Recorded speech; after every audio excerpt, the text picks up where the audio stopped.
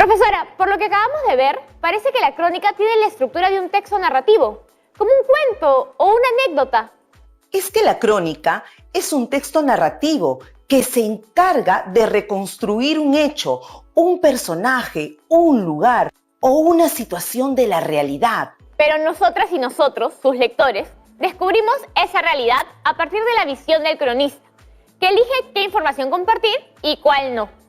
Además, el cronista en su narración incluye comentarios o reflexiones personales. Muy buena observación. Algunos especialistas en este tema dicen que las crónicas se enfocan en cómo ocurrieron los hechos y por eso en las crónicas abundan las descripciones. Cuéntenme, ¿han leído alguna crónica? Hace unas semanas estuvimos consultando algunas crónicas para aprender más sobre el rol de la mujer durante la conquista y la colonia. Las crónicas fueron muy populares entre exploradores, como Marco Polo o Cristóbal Colón. Yo sé quién fue Marco Polo. Fue un explorador italiano que escribió una larguísima crónica sobre sus viajes por Asia, para dar a conocer nuevos y asombrosos lugares a la sociedad europea de su época. ¿Qué otras crónicas conocen? Yo he leído Crónica de una muerte anunciada, del Nobel colombiano Gabriel García Márquez. Ese es un texto de ficción, pero sigue el estilo de una crónica. De hecho, García Márquez fue periodista por muchos años y un gran amante de la crónica. Él definía la crónica como un cuento que es verdad. Creo que ya voy entendiendo. Esta última frase relaciona el hecho de que la crónica sea un texto narrativo que cuenta hechos de la realidad. Además, veo que en la crónica algo muy importante es el punto de vista del autor. Muy bien, Yanira. Y es que el autor elige qué contar y a qué darle más énfasis. ¿Sabían que hubo un peruano que escribió una crónica dirigida a un rey español para denunciar los abusos e injusticias que ocurrían en la época del virreinato? Guamán Poma, que escribió La Nueva Crónica y Buen Gobierno. Esto nos recuerda que, en algunos casos, la crónica también puede ir acompañada de una imagen que refleje aquello que se está narrando. Este texto se llama Crónica de una profesora en la cuarentena de la COVID-19 en Argentina y narra cómo ha vivido esta experiencia. Nos encontró terminando una tarde de marzo y con la sensación de que se paraba el mundo. Y como hormigas a las cuales les habían pateado el hormiguero, volvíamos a escondernos. Todos a casa, no salgan, cuídense, a lavarse bien las manos con jabón. Las recomendaciones empezaron a llover sobre nosotros. Quédate en casa. Así empezó acá, en Argentina. De llevar una vida normal y cotidiana, pasamos a aprender a convivir de una manera diferente. La escuela presencial viajaría por las redes. Las cocinas se convirtieron en el escenario de los improvisados chefs que pasarían a ser expertos, empolvados de harinas, y la familia, la experimentadora de los manjares. Peluquerías y barberías caseras, padres maestros, maestros padres, pintores, carpinteros, albañiles y todos los oficios que fueron improvisados en cada hogar, lugar que ahora pasaría a ser nuestra morada obligatoria y segura. Y afuera, la cosa pintaba complicada. Los hospitales parecían ya no tener espacio para más personas. Las cifras que se reportaban en la tele eran más impactantes cada día. Luego me sobrepuse. También vivíamos un ambiente de esperanza, gracias a todas las personas que estuvieron cuidándonos, a quienes me gustaría mirar a los ojos y agradecerles.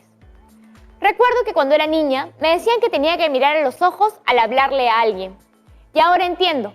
Aprendimos a mirarnos a los ojos porque con ellos pudimos sentir la tristeza o la alegría de la persona. ¿Quién dijo que los ojos no ríen? Sí, señora. Encontrar esos ojos en donde puedan mirarte llegan al alma. La sonrisa está escondida por las mascarillas que protegen las que ya vendrán. ¿Y qué características han podido identificar? Tomen nota de todo, porque esto les servirá para planificar la suya. Está compuesta por un título y el nombre de la autora. Ese es un detalle muy importante porque la crónica narra los acontecimientos desde el punto de vista de la cronista. También vemos que el texto tiene 4 párrafos y que lo complementa una imagen. Asumo que es la computadora que la profesora usó para dar clases virtuales.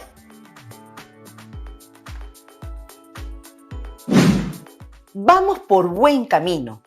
Ya identificamos todos los elementos que pueden incluir en su crónica.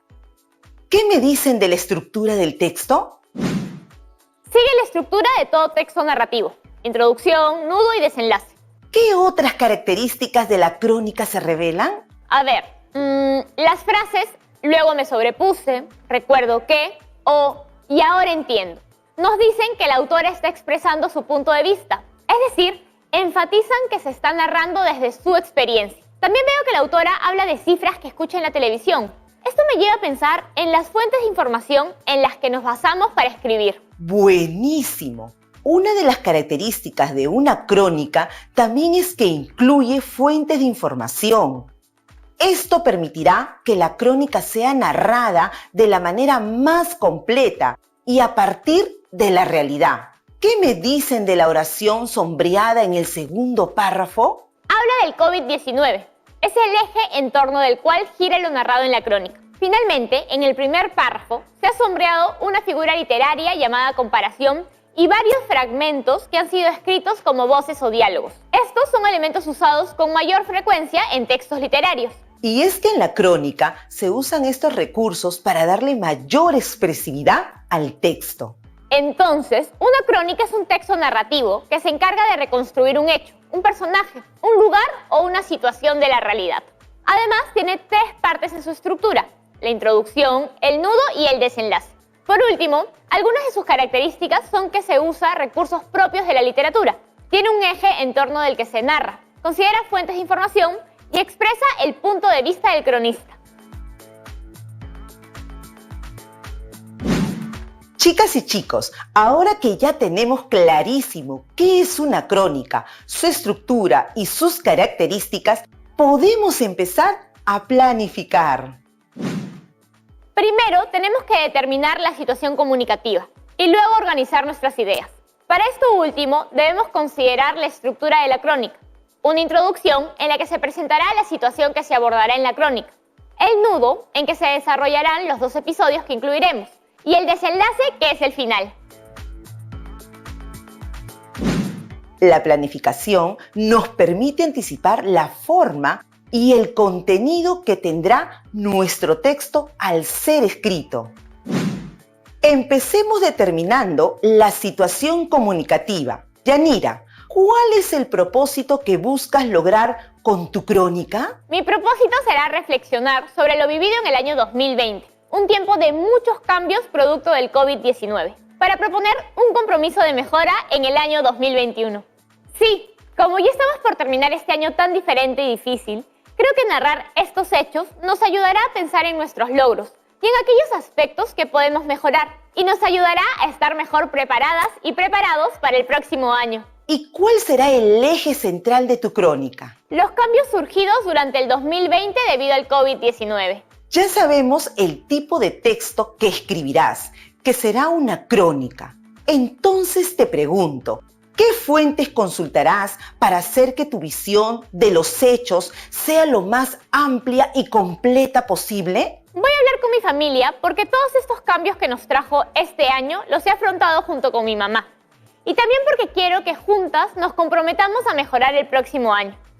Además, movilizará todos mis recuerdos, pues se trata de cómo he vivido este año. Chicas y chicos, ahora ya saben que una fuente de información no necesariamente es un texto escrito, un audio o un video. También puede tratarse de lo que diga una persona que ha participado o participa del hecho como testigo o protagonista. Sigamos. ¿Qué estructura y extensión tendrá tu crónica? Tendrá 3 partes: introducción de un párrafo, el nudo de 2 y el desenlace también de un párrafo. ¿Y quiénes serán los destinatarios de tu crónica? Todas las personas. Es probable que muchas familias hayan vivido situaciones similares a las que nosotras hemos experimentado en casa. Si vas a dirigirte a un público tan amplio, tu registro debe ser coloquial.